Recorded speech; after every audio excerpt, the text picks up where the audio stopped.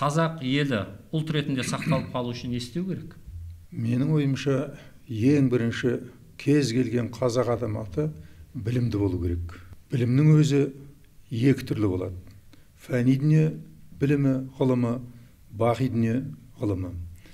Біздің заманда мысалы әрбір институтқа, әрбір университетке белгілі ғана студент қабылдауға мүмкіндік беретін. Айталық бір мамандықта 50 бала қазақша, 50 бала орысша қабылдайды.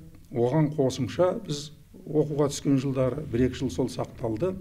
50 балаға қосымша 10-12 баланы кандидат етіп алатын. Ол балаларға жаңағыдай жатақхана берілмейді, стипендия берілмейді, бірақ сабаққа қатысады, кітапханадан кітап алады, студенттердің арасында сол сабаққа қатысып жүреді. Сессия болған кезде, егерде студенттердің ішінен біреулер үлгере алмай оқудан шығып қалса, солардың орнына оларды студент етіп қабылдайды.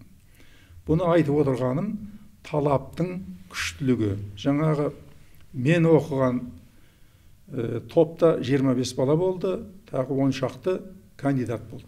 Сонда 35 бала оқып жүрдік. Бір семестрден кейін 17 ғана студент қалды. Жаңағы 10 кандидаттардың бір қатарлары студент қабылданды, бір қатарлары басқа бөлімдерге ауысты.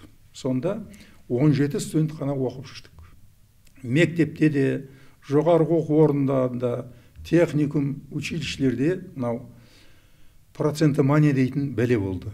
100 бала сабаққа студент қатысса, соны 5 жылдан кейін 85 бала кемінде бітіру керек деген жоғарыдан Мәскеуден сондай ықпал болды.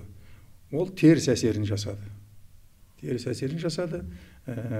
Деканатта, ректораттан, сосын әлгі партбюро дейтін өгіздерде болатын, комсомол ұйымы дейтін болатын, солардан жаңағы мұғалімдерге, деканатқа қысым жасалып, сол 85 адамды бітіруге тырысатын болды. Енді өмір болғаннан кейін ол қабілет әртүрлі болады адамда, ол енді белгілі нәрсе. Сондықтан шала сауатты мамандар дайындалуы сол кезден басталды. Бұл енді 75-ші жылдардан шамамен басталды. Көрсеткішін жұмыс істей басталды. Иә, солай болып кетті. Оның бер жағында мынандай да үрдіс болды. Брежнев дейтін кісі СССР мемлекетін 18 жыл басқарды. Оның ар жағында кім тұрғандары қазір енді айқын, интернеттен кез келген мағлұматты алуға болады. Сол кісінің заманында елдің дұшпандары деп айта берсек болады. Айтты, социализмде, дамыған социализмде деген нәрселер болды. Сол кезде кез келген азамат сол елдің орта білімді болу керек деген ұран тастады. Бұның артында не тұр? Бұның артында үлкен қате тұр.